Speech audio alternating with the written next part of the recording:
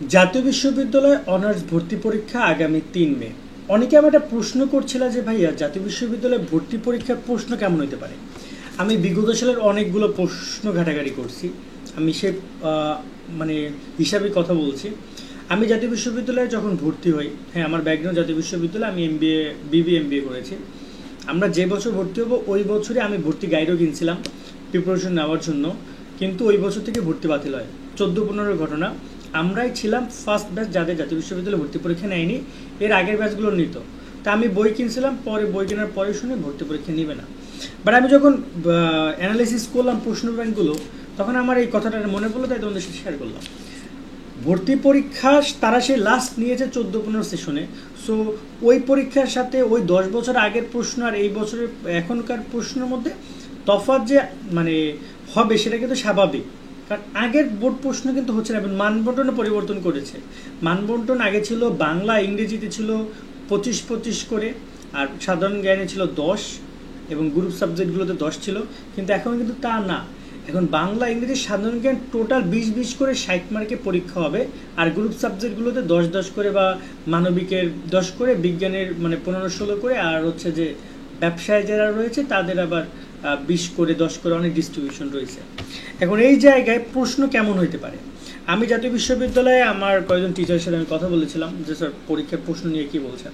কারণ এখানে তারা আসলে প্রশ্ন নিয়ে কথা বলার মানে এমন যে তারা অলরেডি অনার্সও ইন্টারও পড়িয়েছে, মানে তাদের ইন্টারসেকশনটাও রয়েছে। সো তারা বলছে যে বিশ্ববিদ্যালয়গুলো নর্মাল যে কোশ্চেনটা করে জাতীয় বিশ্ববিদ্যালয় তাই করবে ভর্তি পরীক্ষার ক্ষেত্রে। কিন্তু এমন না যে জাতীয় বিশ্ববিদ্যালয় তাদের মানে একাডেমিক কোনো কার্যক্রম এখানে চালাবে, যেহেতু ভর্তি পরীক্ষা। সো ভর্তি পরীক্ষার সিলেবাসটা কিন্তু তোমাদের এইচএসসি সিলেবাস, এইচএসসি ইন্টারের সিলেবাসটা। সেক্ষেত্রে তোমাদের সিলেবাসটা কিন্তু আবার মানে সংক্ষিপ্ত সিলেবাস। ওকে, সিলেবাসের বিষয়টা তারা না জানলো, বাট শর্ট সিলেবাস সবাই পরীক্ষা নিচ্ছে, তোমরা শর্ট সিলেবাসের উপর প্রিপারেশনটা নিবা। এবং এই জায়গায় খুব বেশি কঠিন করার সুযোগ নেই। এখানে দুইটা কারণে কঠিন করার সুযোগ নেই প্রশ্নটাকে। তার মধ্যে একটা কারণ হচ্ছে পাস মার্ক। পাস মার্ক হচ্ছে 35। তুমি যদি 35 মার্ক তুলতে না পারো তাহলে তুমি জাতীয় বিশ্ববিদ্যালয়ে ভর্তি হতে পারবে না। এখন জাতীয় বিশ্ববিদ্যালয়ের সমস্যাটা কোথায় সেটা শোনো। জাতীয় বিশ্ববিদ্যালয়ের নতুন দিনে উপাচার্য রয়েছেন আমন্দুল্লাহ স্যার, তিনি আর তার কথাবার্তা রিসেন্টলি আমরা যেটা শুনতে পাচ্ছি সেটা হচ্ছে জাতীয় বিশ্ববিদ্যালয়ে এখন হুটহাট করে মানে অডিট হবে, ভিজিট হবে, ইনকোর্স পরীক্ষা ক্লাস অ্যাটেন্ডেন্স মানে উপস্থিতি, এগুলোর প্রতি খুব জোর দিচ্ছে, এবং জাতীয় বিশ্ববিদ্যালয়কে তারা খুব পরিবর্তন করতে চাচ্ছে। তো তোমরা যারা জাতীয় বিশ্ববিদ্যালয়ে ভর্তি হচ্ছে তোমরাও বুঝে শুনে পড়ালেখা করো। মনে করবে না যেখানে জাস্ট ভর্তি হবে আর পরীক্ষা দিবা, ক্লাস করতে হবে, আর নয়তো এমন হচ্ছে ফর্ম ফিল আপ করতে পারবে না, তোমার পড়াশোনা মাইট যাবে। সেই বিষয়টার প্রতি জোর দিতে হবে। এখন এই জায়গায় জাতীয় বিশ্ববিদ্যালয়ে ভর্তি হওয়ার ক্ষেত্রে তারা পড়াশোনার মানকে ইনক্রিজ করার চেষ্টা করছে। সেটা পরিলক্ষণ আমরা ভর্তি পরীক্ষা থেকে দেখতে পারি। তারা ভর্তি পরীক্ষার চেষ্টা করবে একটা ভালো স্ট্যান্ডার্ড কোশ্চেন করার, যাতে সবাই কম বেশি পাস করতে পারলেও যেন ভালো রেজাল্ট খুবই কম শিক্ষার্থী করতে পারে, বা যারা সত্যি ভালো স্টুডেন্ট তারা যেন ভালো রেজাল্টটা করতে পারে। এখানে আরও একটা পয়েন্ট, সেকেন্ড যে পয়েন্টটা আসবে সেটা হচ্ছে জাতীয় বিশ্ববিদ্যালয়ে আসন সংখ্যা আছে প্রায় 881টা কলেজে, এখন হয়তো বাড়তে পারে কমতে পারে। অনার্স কোর্স চালু আছে, প্রায় 4 লাখের উপর আসন সংখ্যা।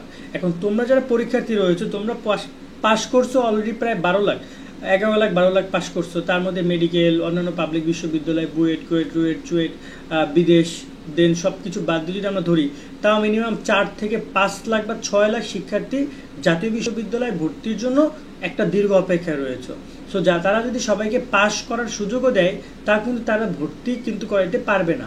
সেক্ষেত্রে তারা ফেল যে কিছু শিক্ষার্থী করবে, বা কিছু শিক্ষার্থী যে পরীক্ষা সিরিয়াসভাবে নেবে না, তারা যে ফেল করবে এটা কিন্তু নর্মালি বলা যায়। তারা তো ফেল কাউকে করাবে না, বাট তোমরা যদি সিরিয়াসলি নাও সেক্ষেত্রে প্রশ্ন কঠিন অ্যাভারেজ প্রশ্ন করবে।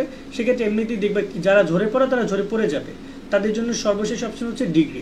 এখন এই জায়গায় আরেকটা ব্যাপার আছে, প্রশ্ন ক্যালকুলেশনে যদি আমরা কথা বলি, জাতীয় বিশ্ববিদ্যালয়ে যদি পাসও করো তাহলে তুমি যে কলেজে অ্যাপ্লাই করছো সে কলেজ তুমি যদি ভালো নাম্বার না পাও তাহলে কিন্তু তোমাকে নিবে না। তাহলে তোমাকে অ্যাপ্লাই করার সুযোগ দেবে, রেল স্লিপে গিয়ে তুমি একাধিক কলেজে আবেদন করার সুযোগ পাবা যেসব কলেজে আসন সংখ্যা রয়েছে। সেখানে আবার সমস্যাটা কোথায়, যে ভালো ভালো কলেজগুলোর প্রতি সবার আগ্রহ থাকে। আমার চিন্তা ভাবনা থাকে আমি ঢাকায় উঠে ঢাকার একটা কলেজে পড়বো, বা ঢাকার একটা কলেজে পড়ার জন্য আমার মোটামুটি 70-80 মার্ক পরীক্ষা রাখা লাগবে, আমার জিপিএটা ভালো থাকা লাগবে, সেটাটা আমার নাই। তখন কিন্তু আমি উঠতে পারবো না, তখন আমি ভর্তি হতে পারবো না। আমি রিলিজ স্লিপে আবার ঢাকা দিচ্ছি। আর রিলিজ স্লিপে তো একটা লিমিটেশন আছে, 2বার রিলিজ স্লিপ হবে, first release slip, second release slip. But গ্রাম পর্যায়ে যে কলেজগুলো রয়েছে সেগুলো কিন্তু ফাঁকা থেকে যায়, সেই সব জায়গায় অনেক আসন সংখ্যা ফাঁকা থাকে। তো এইটার জন্য জাতীয় বিশ্ববিদ্যালয় কী করবে আমি জানি না, হয়তো বা এটা প্রতিরোধে কিছু একটা করতে পারে, রিলিজ স্লিপের সংখ্যা বাড়াইতে পারে, ঢাকার কলেজগুলো ক্লোজ করে ফেলবে, লিস্ট থেকে বাদ দিয়ে দিবে। তুমি যদি ভর্তি হতে চাও সেক্ষেত্রে গ্রামের বা একটু হলো ভিতরের দিকে কলেজগুলো তোমাকে ভর্তি হওয়ার ব্যবস্থা তারা করবে। এবার সে সাবজেক্ট ভিত্তিক একটু কথা বলতে, যে সাবজেক্ট ভিত্তিক প্রশ্ন কেমন হতে পারে। নর্মালি যদি বলি বাংলা ক্ষেত্রে আমরা একটা জিনিস আমি বিগত সালের প্রশ্ন থেকে যেটা বুঝি, যে তোমাদের সেকেন্ড পেপারটাকে খুবই মূল্যায়ন তারা এবছরও করবে, আগেও করেছে, এখানেও করবে। সেকেন্ড পেপার থেকে বেশ বড় একটা অ্যান্সার তোমরা করতে পারবে আশা করি। এবং ফার্স্ট পেপার থেকেও যে আসবে তা কিন্তু মানে আসবে না তা কিন্তু না, ফার্স্ট পেপার থেকেও আসবে। এক্ষেত্রে তোমাদের যে পরীক্ষা হয়েছে সবগুলো বোর্ডের এমসিকিউ। আমি আবারও বলছি, তোমাদের প্রত্যেকটা বোর্ডের বাংলা ফার্স্ট পেপার এবং সেকেন্ড পেপারের যে গ্রামার ব্যাকগ্রাউন্ড পার্টটা রয়েছে এবং ফার্স্ট পেপারে যে এমসিকিউ পার্টটা রয়েছে, এমসিকিউ পার্টটা একটু ভালো করে দেখেছো। সবগুলো বোর্ডের প্রশ্ন তোমরা আমাদের ইউটিউব চ্যানেলেও পাবা, আমাদের শোভন স্টাডিতে সলিউশন সহ দেওয়া আছে, সেগুলো একবার দেখে যাও, ঠিক আছে।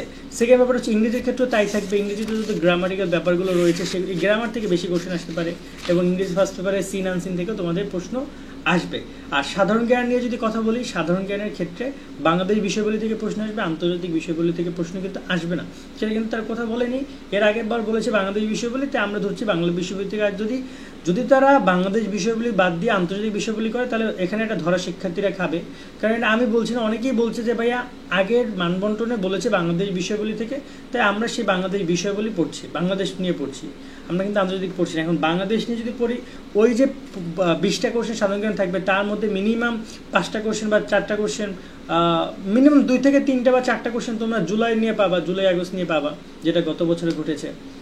সেকেন্ড যে ব্যাপারটা আসে সেটা হচ্ছে তোমাদের বর্তমানে সমসাময়িক বিষয়গুলো নিয়ে, যেমন কোশ্চেন কিন্তু তারা করছে। এই যে একটা সিনেট সভা হয়ে গেল, বিনিয়োগ সম্মেলন, এরকম টুকটাক যে বিষয়গুলো দেশের মধ্যে হয়েছে, আপডেটেড হয়েছে রিসেন্ট টাইম, এটাকে গুরুত্ব সহকারে পড়ো। কারেন্ট অ্যাফেয়ার্স এগুলো থেকেও আসবে।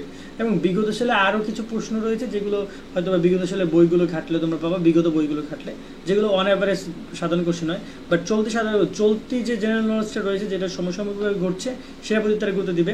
এছাড়া গ্রুপ সাবজেক্ট নিয়ে যদি কথা বলি, গ্রুপ সাবজেক্টে প্রত্যেকটা সাবজেক্টে ফার্স্ট পেপার সেকেন্ড পেপার উভয় পত্র থেকেই কোশ্চেন আসবে। হয়তোবা এখানে তোমার রেশিওটা কম বেশি, প্রথম পত্র থেকে একটু বেশি আসবে, সেকেন্ড পত্র থেকে একটু কম আসলে বা হইতে পারে, যেটাই হোক না কেন কোশ্চেন দুইটা থেকেই কম বেশি তারা করবে। আবার মানবিকের শিক্ষার্থীরা কনফিউজ হচ্ছে, মানবিকে বলছে তুমি তোমার মতো যে কোনো 4টা সাবজেক্টে পড়ো, পরীক্ষা প্রশ্ন সবগুলো পাবা, যেখান থেকে যে কোনো 4টা সিলেক্ট করলে দেন তুমি অ্যান্সার করতে পারবা, কোন প্যারা নেই। তো সব মিলে কথা হচ্ছে যে প্রশ্ন অ্যাভারেজ হবে, পাস করার জন্য সুযোগ দিবে।